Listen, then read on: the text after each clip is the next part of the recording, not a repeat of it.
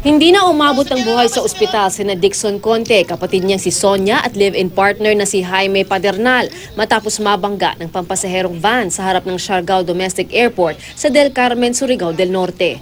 Ayon sa pulisya, sinundo ni Dixon sa airport sina Sonia at Jaime. Habang naghihintay ng masasakyan, nabangga sila ng van na umano'y may iniwasan. Nabangga rin ang mga nakaparadang tricycle. Nasa kustudiyan na ng pulisya ang driver ng van na si Nessen Contreras na naharap sa reklamong reckless imprudence resulting in multiple homicide.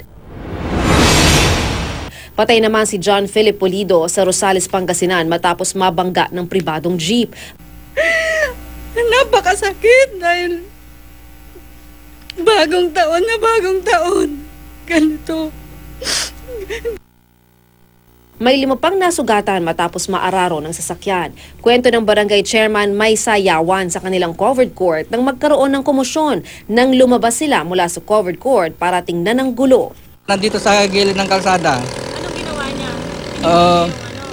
Tinitingnan niya yun, pero hindi niya nakita yung sasakyan na mabilis. Nakatakas ang driver ng jeep. Nakuha naman ng pulisya ang plate number ng jeep at nakipag-ugnay na rin sila sa Land Transportation Office para matukoy ang may-ari ng sasakyan.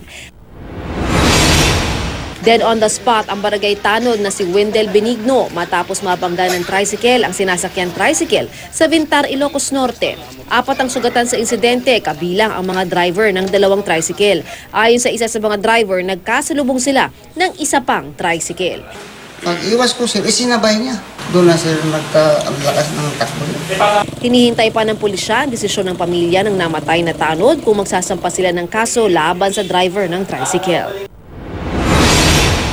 Wasak naman ang van na ito na sumalpok sa gilid ng nakasalubong na trailer truck sa Maharlika Highway sa Sariaya, Quezon. Sugatan ng 13 sakay ng van. Agad rumisponde ang mga otoridad at dinala na sa ospital ang mga biktima. Hawak na ng pulisya ang driver ng trailer truck habang nagpapatuloy pa ang investigasyon sa insidente.